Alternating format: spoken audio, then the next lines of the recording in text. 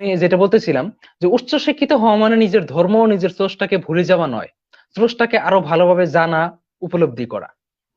তো আহ, অনেক নাস্তিক হয়তো দাবি করে, বা আমি একটা সময় দাবি করতাম যে নাস্তিকরা বিজ্ঞান মানে, যারা বিজ্ঞানী করে তারা হয়তো নাস্তিক হয়। কিন্তু সত্যি কি তাই?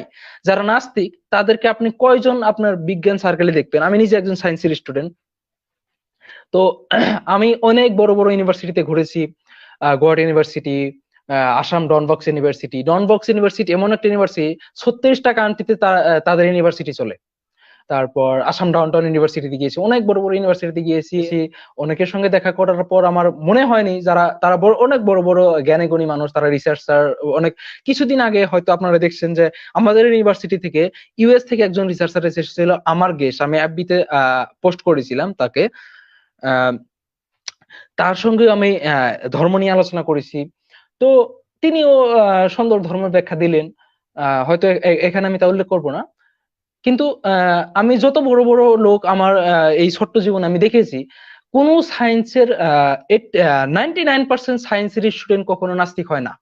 আপনি যাদের দেখতেছেন নাস্তিক হচ্ছে, যারা সায়েন্সের দেয়, ব্যাখ্যা দেয়, তারা নিজে দেখবেন আর্টসের স্টুডেন্ট, কমার্সের স্টুডেন্ট মেজরিটি। বা দেখবেন যে সাহিত্য পড়তেছে, সাহিত্য পড়ে সে সায়েন্সেরই দিতেছে, 2-3টা আর্টিকেল পড়েছে, আর কিছু রিসার্চ দেখা। আচ্ছা, রিসার্চের একটা বিষয় আমি এখানে বলি।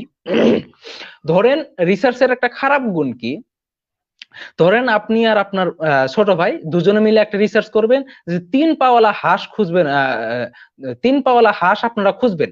তো আপনারা কি করলেন? বড় বড় দেশে গেলেন, আপনারা মনে করেন যে 10টা দেশে গেলেন, গিয়ে গিয়ে দেখলেন যে কোথায় 3 পাওয়ালা হাঁস আছে। তো আপনারা দেখলেন যে না, কোথাও 3 পাওয়ালা হাঁস নেই, সব জায়গায় 2 পাওয়ালা হাঁস। যে কোনো জায়গায় গেলেন 2 পাওয়ালা হাঁস। তো আপনারা ঘুরে মুড়ে আবার বাসায় ফিরলেন, বাসায় ফিরে আপনারা দেখলেন যে আপনাদের বাড়িতে একজন একটা হাঁস নিয়ে এসেছে, যার পাও 3টা।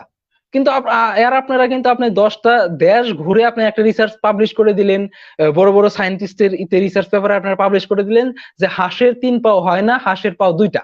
একটা উদাহরণ দিলাম, এরকম রিসার্চটা এইভাবে কাজ করে। তো কিন্তু যখন আপনি বাসায় এসে দেখলেন যে আপনার বাসায় একটা হাঁস, তার পাও 3টা, তাহলে আপনি যে এই যে 1 মাস ভরে 1 বছর ভরে যে আপনি কষ্ট করে একটা রিসার্চ করলেন, যেটা অনেক মানুষ সত্য বলে মেনে নিতেছে, এইগুলো সব মিথ্যা হয়ে গেল 1 সেকেন্ডে। তো এটা এটা একটা রিসার্চের একটা ভুল গুণ। তো অনেকেই বিজ্ঞানের দোহাই দিয়ে কিছু কিছু রিসার্চের দেয়। তো রিসার্চ মানে যে এটা 100% সত্যি এরকম কিছু না।